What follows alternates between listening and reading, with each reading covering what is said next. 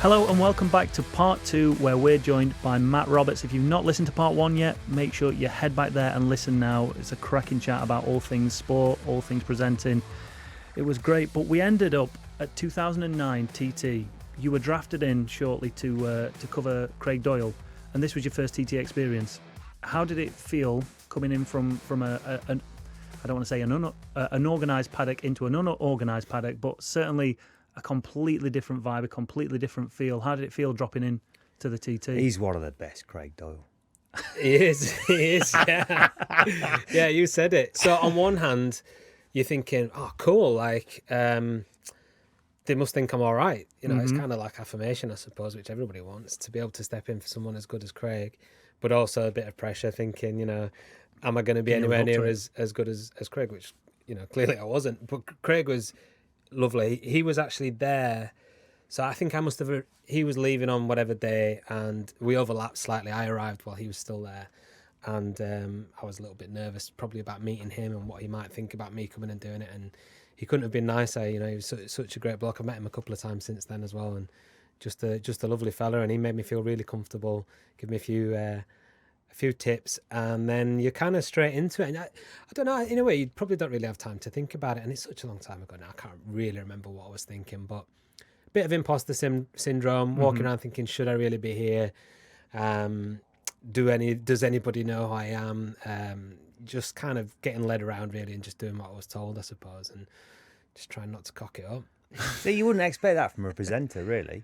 No. You know, you'd expect a presenter to be full of themselves, full of confidence, to walk in and make it their own showroom. Yeah, but I'm not like that. Obviously not your way. No, but yeah, that's probably one of the hardest bits of the job for me. And even doing like this podcast now, like I'm nervous coming over here today. She's out of my comfort zone, really. Still, even though it's my job now, I still feel a little uncomfortable doing it, and I still have moments where I've just got to have a word with myself, you know. Well, Pritchard thinks it's a job interview.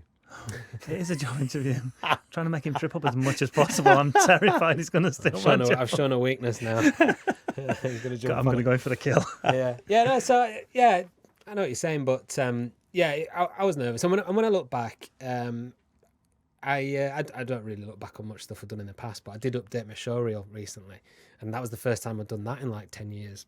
Yeah. So there was some of that on my previous show reel. There was some of that 09 stuff on there, and I look back and I thought, God, yeah, I can see how nervous I was doing that. You know, I wasn't comfortable. Do you look at all of your work? No. Not really. No. For any particular reason, or? I used to. I think I used to, because I wanted to get better. And I still do. You know, you want to improve. So sometimes I will flip back. Like, so I'll get back on a Sunday from wherever, BSB. And probably just before I go to bed, I might just flip back on and just watch the first few minutes and think, did that look all right? Was that okay? Would I do something better? And I might make a bit of a mental note, or don't do that, or whatever. But what about the missus? Does she say, God, you look so stupid when you?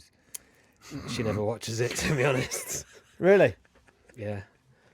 Honestly, sometimes to make me feel better, she sends me a little video of the kids watching it, but most times she forgets. I don't know. It's one of them. You're out of sight, you're out of mind. She's got no interest, so we're just kind of she's never really given me any no feedback. No feedback one way or the other. What does she do for a living? She's a teacher. She's a primary teacher. Well, there you go. You wouldn't expect Matt to rock up and start watching her and start giving her. No, I do. Yeah, no. It's just because my wife doesn't watch TV and the bikes much anyway. But if I'm on, and she's very quick to criticise when I do. Oh, is she? Yeah, and she's the same. She's a teaching assistant at primary, but yeah, she's very quick to criticise. Yeah, not flipping out. No, I suppose I'm lucky like that. I don't really get any. But she doesn't care one way or the other. I think she cares, but yeah, not enough, obviously. Yeah. So fast forward, nearly 10 years? Yeah. Is it 10 years? 18, 9 years. Then you're back again. In that time, did you want to go back? Oh yeah. Oh, 100%. Did you get hooked on the TT once you'd gone there? Yeah. That 09, that year was a good year as well. Like you mentioned before, Steve, there were some lap records broken. I think sector records broken. It was a really top riders at the top of their game, you know, like I mentioned Cam and obviously Steve and McGuinness and Guy Martin was in his pomp really then, wasn't he? You know, as a racer and as a character. Yeah, a real strong depth of field, and Valentino had been, and Ago, and it's a good year. It really was. Hutchie was really in his prime then, or coming towards his prime anyway. I think he won a soccer race as well. Yeah. So it was a great year, and regardless of that, I mean. We talked about it before, but being at the TT, anybody who goes to the TT just wants to go back. I defy anybody to go there once and then say, "Yeah, it was all right." I don't you never hear that, do you? No. Yeah. I've done it now. I've tried it. I don't think I want to go back. I don't think I've ever heard anybody say that. So, and you know, professionally, obviously, it's a big event, and you want to be part of the biggest events that you can. And so, obviously, a bit like you were.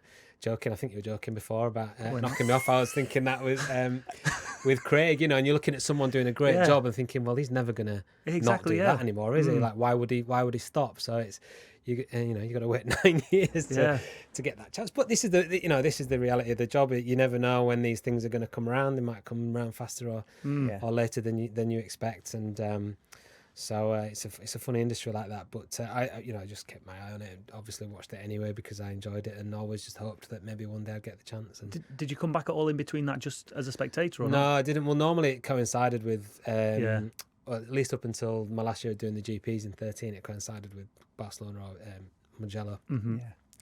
And then since then I had kids, so any weekend that I wasn't working, obviously, I'd be spending at home. So I think there's a couple of years where I flirted with the idea of like I'm going to head over, but never quite got around to it. So while you were working there, did you get any point where you would go and spectate? Yes. So was it 18 on? I think Craig. it was 19. The Craig. No, I've actually. Well, no, we've been filming in the Craig, but I've never watched from there. But was it 19, Steve? Where we got when was the year with the really good weather? That was 18, wasn't it? 18, Yeah. yes. So we got like obviously this year we were live every day, weren't we? So you couldn't go out and watch anywhere unless you were doing a bit of reporting from that post. But so 18, I was really, incredibly lucky to have Steve and Cam take me to a couple of the spots to watch, and being able to watch it with those two was like, but it's another level, isn't it? Yeah. I mean, it just, I never take that stuff for granted, really. And we went out to Cronknymona, I think, and Hilbury. That's right, yeah, that's right. Was it Cronknymona or Cronkyvoddy? Cronkyvoddy, sorry. And the Cronkyvoddy straight, Right. Man, that's fast, so they were the two, and again, like obviously gone on their recommendations, right? These are the two. If we're going to go, we've got two chances to go and watch. We're going to go here and we're going to go here. Yeah. And it was just cool to sit with these guys with a couple of beers, with everybody else who was there as well, listening to it on the radio, that whole, and just get that feeling. And it's important. And my first time as well, and the Cronkyvoddy. Was it? You just think, what? Really? Yeah. Well, I was down to go passenger with Ben Birchall in sidecar. As a competitor? No. Oh. We did it at the Classic TT then, right, which was called Classic. But we went out to watch. We watched sidecars first. They come around first. Gee, I thought, what have I said yes to? Just flat through there, and obviously the Superbike's fifth through there, mate. It's just incredibly fast, and and Cam will tell you the same, but to be obviously a competitor and ride it, you don't take any notice of the speed to a certain degree, but obviously now what I do now, standing on pit lane as well as going a few places, you just think, oh, man, it's just so fast. Yeah. When something is visibly fast, it's incredible. Oh, absolutely. It makes the hair stand on the back of your neck and you think, did I used to do that? Yeah. Right. And at Hilbury, I remember you guys explaining to me going into there, the guys are not even braking; they're just shifting back from sixth to fifth. It's just, and you can hear. And again, lucky to be with these guys, explaining what you're seeing. Yeah, you see them going in there, bang, back shift, and then back on the gas as soon as they hit the apex. Obviously, you're pulling the G's through there, obviously, because it goes up. You're going into the ground, so you've got quite a steep incline, and a big banking on the left is very hard not to run into. And unbelievable, great spot to watch. If anybody's planning to go next year, you've got to go there. Did that give you a different perspective of the race? It did when he was trying to jump over the dike in his white trainers. Yeah, it's tricky to get to, but worth the effort. Yeah. Pat the Wellies next time. I don't know. I remembered that. I just Yeah. Of course, yeah.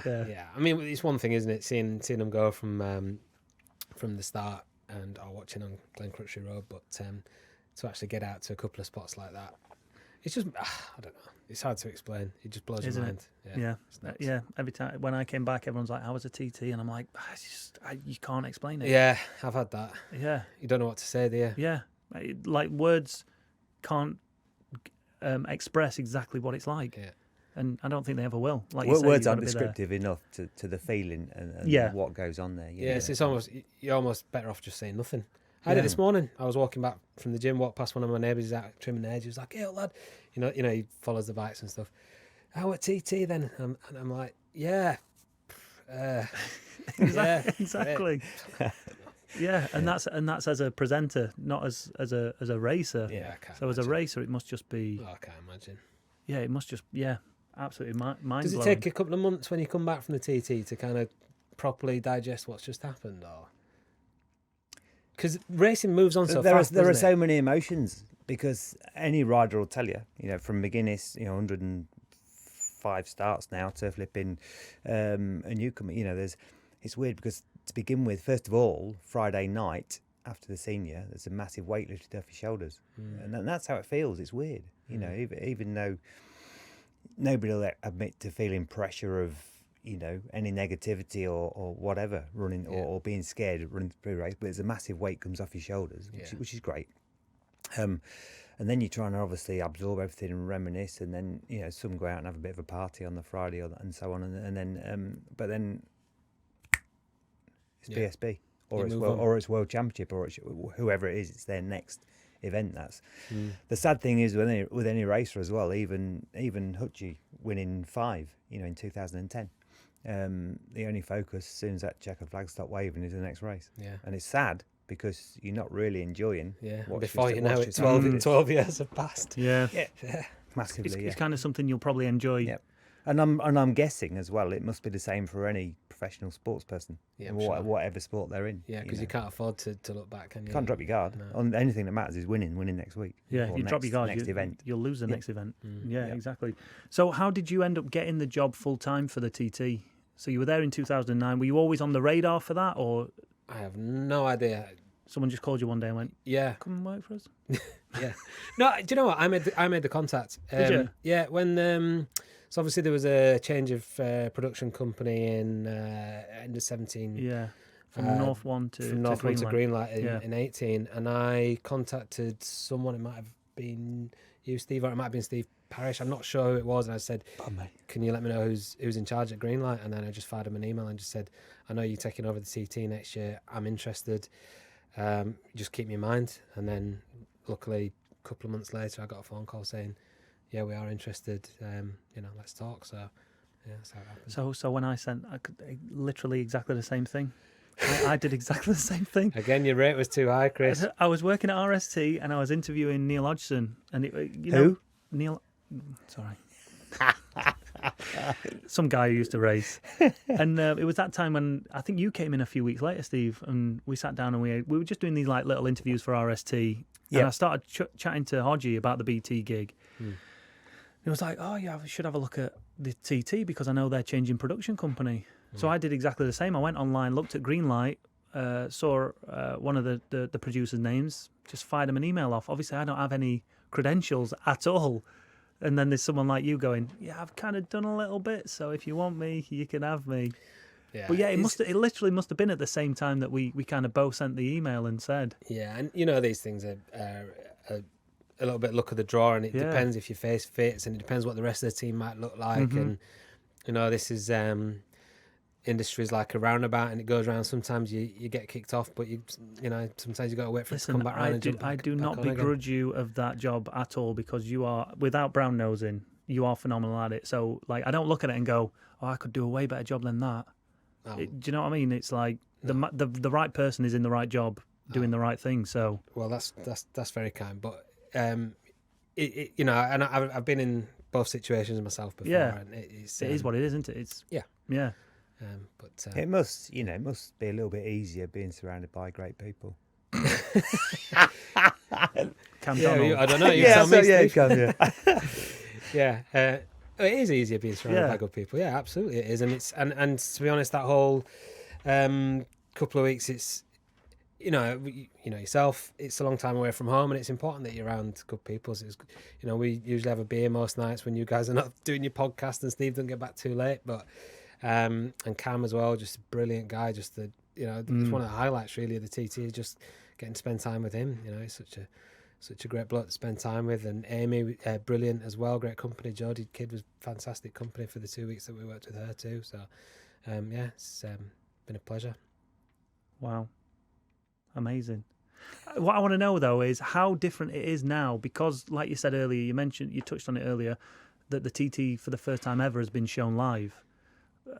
It used to be just a highlights package that would go out for an hour at the end of the day, but now it's completely live for what we were having 4, 5, 6 hours of TT coverage. Yeah. How was it going from that just a highlights package to fully live? Any different? A little bit different, better. Mm-hmm. I felt. Did you, Steve? For me, 20 times better. Yeah. Mm-hmm. Because Matt's used to it a little bit, but I obviously work alongside these guys for the TT and a little bit at Northwest 200. But to be handed an A4 piece of paper to record something 5 minutes before you've got to say it it's not your language, and is really, I find, very difficult. Yeah. To talk about something you love off a hip is a piece of cake. Yeah. So for me, it's much simpler, and you get that emotion with it as well. Right? Yeah, and it deserves that. It had to happen, didn't it? It's an event so worthy of the coverage that finally we were able to give it this year. But to have, like you said, to that energy, and it should be a live event, and it felt right that it was live. So yeah, it was different, but it was better. It felt involved. It felt like you could feel that pressure, and there's a little bit of pressure on you to perform and hit counts and stuff like that. And so the adrenaline was where it should be. But obviously we were doing the highlights links as well, so it was a little bit tricky logistically to do some of it. But anyway, we managed a few technical problems, with communication and bits and bobs. The first couple of nights, there's some banter on social media, a bit of criticism. But in all fairness, it was so cheap to watch the coverage. It was worth paying, in my opinion. It was worth paying the £15 just to see the pictures. Yeah. For 2 weeks. Yeah, I'd agree. But it was incredible. It really was. We struggled, and we had to kind of wing and a prayer a little bit the first night and so on. But then it very, very quickly got ironed out and worked very well. Got better and better, didn't it? From a technical side, and next year will be even better still. So already looking forward to that. But yeah, it was fun. It was really good fun. It was tiring though, to be honest. To do a live show every day for 2 weeks, it's mentally and there's a lot of emotion and stuff involved with the TT particularly. I think probably more from your side, being the anchor man, because from my side, it was obviously tiring because it was doing the podcast daily, podcast afterwards with. It's tiring enough working with Chris on a normal on a 2 weekly basis, but no, every day. And then, but you see, because like I just said, because you're just talking off the hip, it's not as bad as having to plan and to work through different parts and for the intros and everything that you possibly have to do. So it's a little bit easier for me. Yeah, maybe. It was because I guess I was in it and out of it, although I didn't do anything on the TV. I saw you guys on a regular basis, and then I'd go and watch the live feed, and then I'd be able to work off of that when I did the interviews on the fan park or whatever. And it was just phenomenal to watch it, to actually be able to see it live, but then to watch everybody do what they were doing around it was just it just a great took the credit TT to a whole new level. To Greenlight and to the TT organisers and everyone.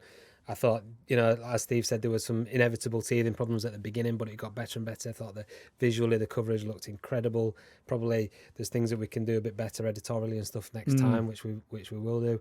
But also and you worked with Jenny Tinmouth and Maria and John Hogan and Dave O'Johnson, like people and Dave had done a bit of TV stuff before, but not a lot.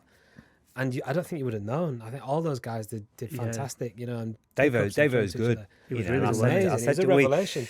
Davo and I worked on a documentary which is coming out later this year as well. And I said to Davo and that, I said, I'm flipping pleased your priority's riding next year, otherwise our jobs are in. Yeah.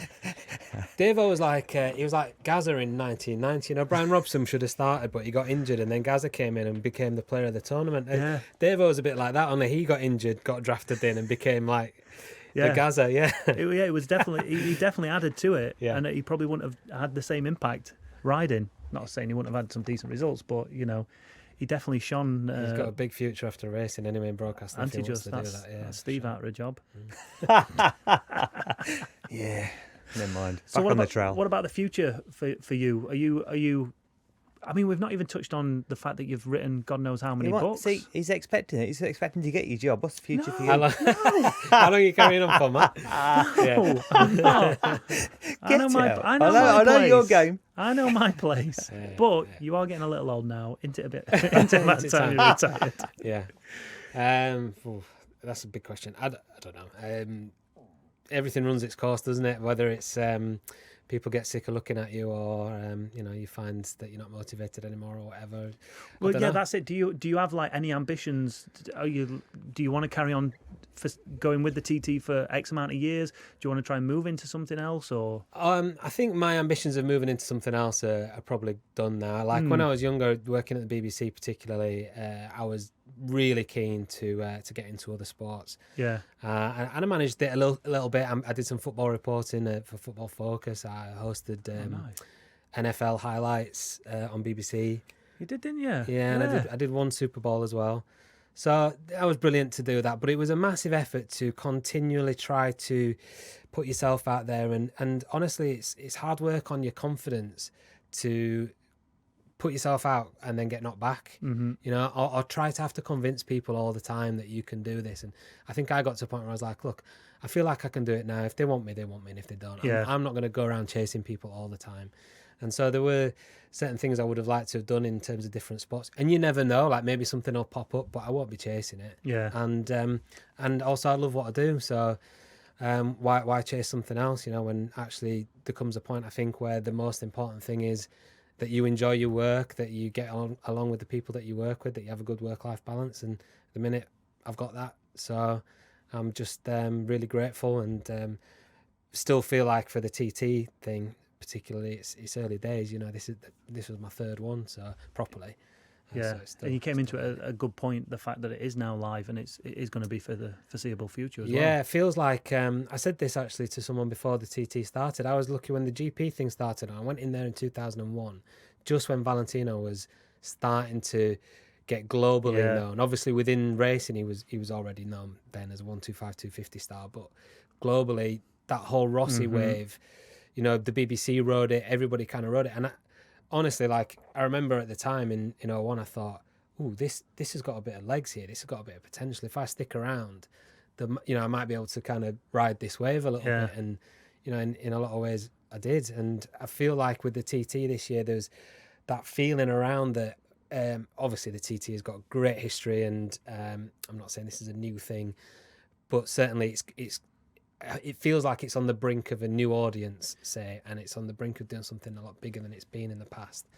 So it'd be nice to ride that wave. Yeah, I think everybody feels that. Well, what about, you know, obviously Chris asked the question, but, you know, a different avenue, a show host, you know, away from sport.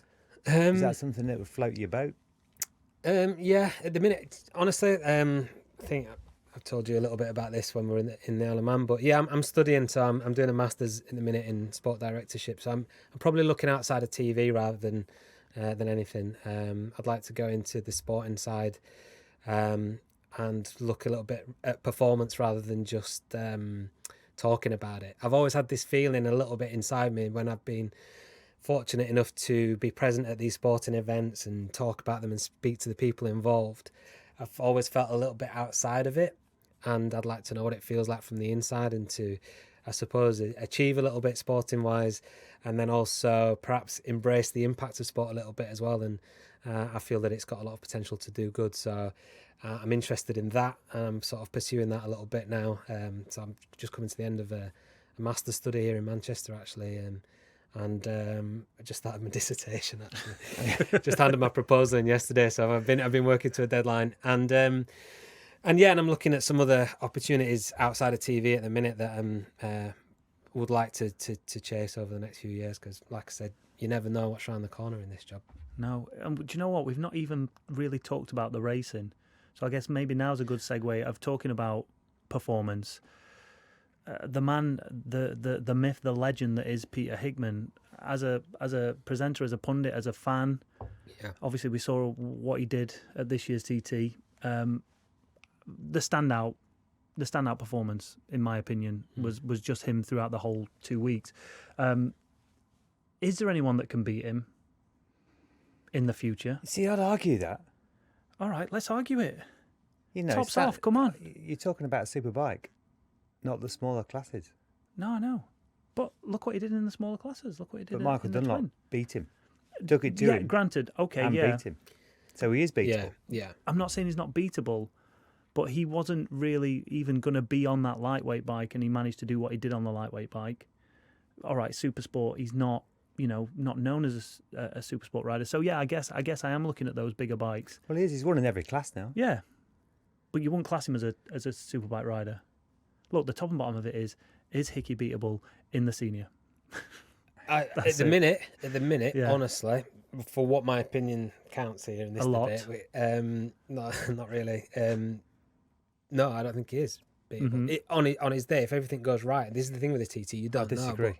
know. But, I just think, all right, well, the package Not- of Hicky and the BM at the minute, can anybody do the times that he's capable of? And he looked like he was riding with a little bit in hand this year, and 19 as well, to be fair. 100% you're right. However, Let's finish it there then. Mark Marquez, it's the same scenario. Yeah, The of only course. person that's capable of beating him is Peter Hickman. Yeah. But also, I would say as well, and this is a big thing for the sport, obviously, moving forward over the next few years, is there's guys like, can Glenn Irwin beat him? Yeah, I think he can in a couple of years. Yeah. Can Davey Todd beat him? Why not? You Yeah. know, there's guys coming through now who, as there always is, And That's not saying I don't want Pete to win. no, and that's Yeah, not saying yeah, that, yeah, of that, course. that Dean can't take a step as well, or that Michael can't, get back. Or I'm sure, that's no disrespect to any of those guys, because it's clearly not my position to really to judge them. But just as a fan's opinion, I guess from the outside, I think when you look at what he's done lap time wise, it's hard to look past. Yeah, but then you look back to when did he start? 2014? Is that when he was fastest newcomer? Yeah, 14. Yeah. 14, I think, But, but you looked at him coming there and being the fastest newcomer, you didn't think he would potentially dominate the way he kind of is doing with him and Dean. So you look at, like you say, Glenn Irwin. He came and he went even faster than Pete. So 3-4 years down the line, are we going to see? Obviously, everyone's getting older. So Well, Pete's it's getting a little interesting. bit older. Look at the short circuits. I mean, who's faster on the short circuits, Glenn or Pete? Mm-hmm. At the minute. Yeah. So why could he not be faster than him around the TT? When he gets a couple more years under his belt, it's going to be really interesting to watch. That's the thing, isn't it? And there's so much more to the TT than just how fast you can go around a short circuit. That's the beauty of it. Yeah. It's not just about that. It's about lots of other things. But at the minute, the most complete package seems to be Hicky and the BM. But that could change next year, couldn't it? Oh, massively, yeah. I mean, he's obviously Pete's the package he really is at the moment because he's so smooth and so clinical. Mm-hmm. That's why he's as successful as he is. He's obviously fast. Yeah. He's fast everywhere, British Superbikes. But you're just saying about Glenn. Glenn's faster than him at BSB. He's faster than him at Northwest 200. All the mass start work. Mm-hmm. And there's no reason if he uses his head and takes his time that he won't be faster at the TT as well. But hey, that's what we're all hoping, so we can see a good race. Yeah, exactly, yeah. Right, before we get onto your quickfire questions, one last question. What was your standout moment of the 2022 TT? Oh, blimey. Oh, go on. Threw that at me. Say it. Go on. Working with Steve. The fan park. The fan park. the awesome fan park. Cool, blimey. It was good, though, to be fair. Do you know what? Overall, I would just have to say, being back there was amazing. Yeah. To see, on the first night of practice, to see them go off again after such a long time was an incredible moment. I think it was a moment that we were all deep down probably a little worried we might not see again. Yeah. And it's only down to the incredible work that everybody did to not only make sure that the TT came back, but came back bigger and better and with so much potential. So, yeah, I think seeing that was a really emotional moment. And do you know what? I think during all that lockdown and everything that's going on at the minute, even still now, where so many personal liberties are being taken away from people, to see guys and girls go out and just do something as liberating and as what's the word? I mean, it's about freedom of choice, isn't it? And just being able to do something like that so extreme without anybody saying, "Oh, do you know what? Actually, we don't think you should do that, so you can't." Yeah. After everything we've been through over the last couple of years, that was a big moment, and it's not to be taken lightly, I think. So that's why the TT is important to me. I think it's an important event, and it was special to see it happen again. Well, that's very politically correct. I was Well, it's hoping true. I was hoping you were going to say, such and such stood out in this moment or that moment. Yeah, if I had to pick out a performance, I'd say Glenn, obviously. I think, I can't take anything away from anybody who went out there. You can never say, you can never pinpoint one person because you go, well, everyone that takes to the start line is doing a phenomenal job. But well, I think we're all a bit worried about Glenn, honestly. Like going out there, as a newcomer, but with a lot of pressure on his shoulders as well. Yeah. And we were kind of unsure about how we might approach it. But his approach was spot on, wasn't it, Steve? Like from the first night, and he was incredibly fast. What are you laughing at? No, because he's exactly the same as when I went. Winning at British Championship at BSB, at everything else, the person to beat in the Northwest 200, and then obviously the pressure's on you so hard. It really is to go there, and half of the general public.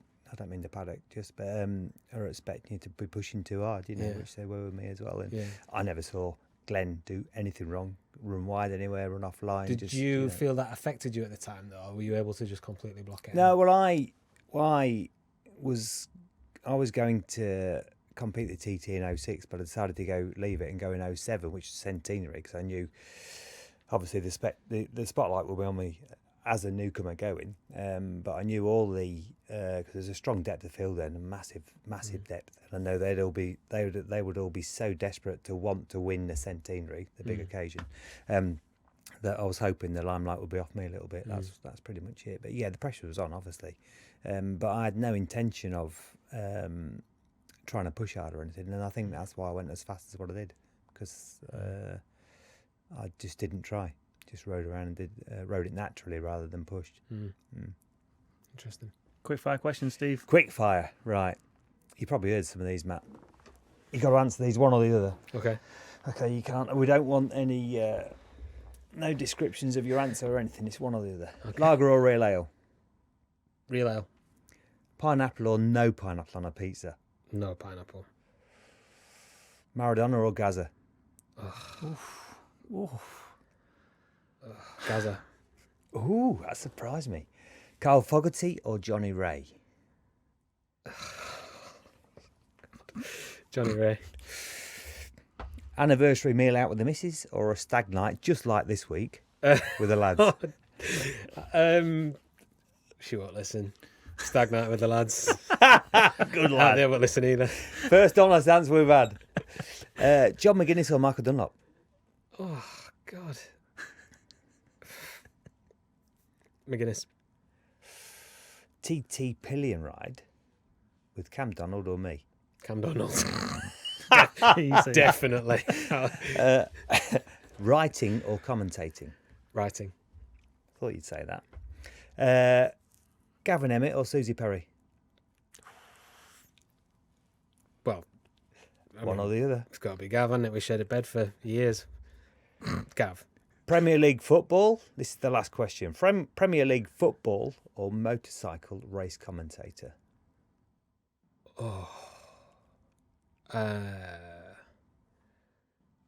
Motorcycle race commentator.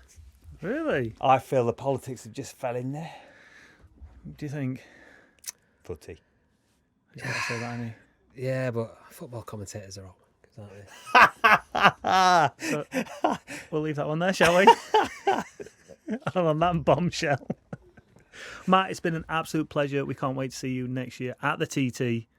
Likewise. Thanks, mate. I'm not going to be there. Thanks, Matt. There's no way I've got this job after this. Cheers, guys. Thanks, Steve. Cheers, Chris.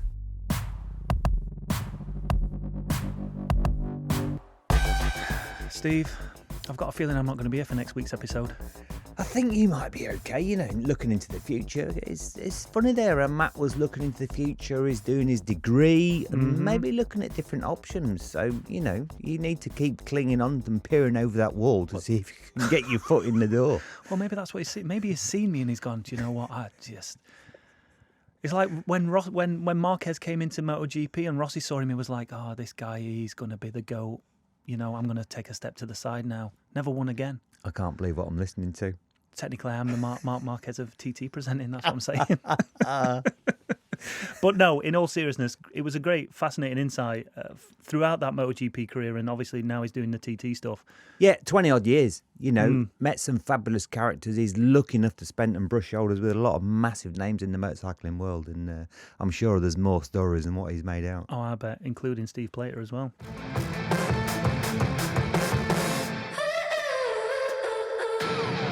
This has been the second part of episode 15 of the TT podcast. If you've enjoyed it, then you've got to hit that like button, you've got to hit that subscribe button wherever you listen to your podcasts, and make sure you leave us a review, because Steve likes to read them all, especially when people say nice things about him.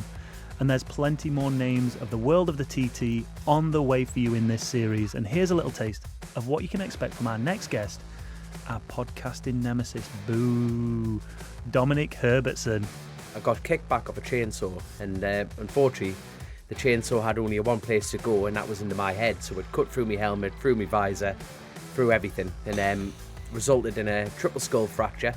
Bottom side of my eye socket was in 3 bits. Top side I've got a notch out of my skull. How did you get a skull fracture with a chainsaw? You just imagine it slicing you up, not actually breaking or... But so, the mad thing about chainsaws are that they're actually quite safe. That episode will be out next week, and don't forget you can get all the latest TT news and features over at iomttraces.com, and be sure to check us out on all the usual socials. We are at TT Racers Official. Steve, it's been a pleasure as always. Thanks, Chris.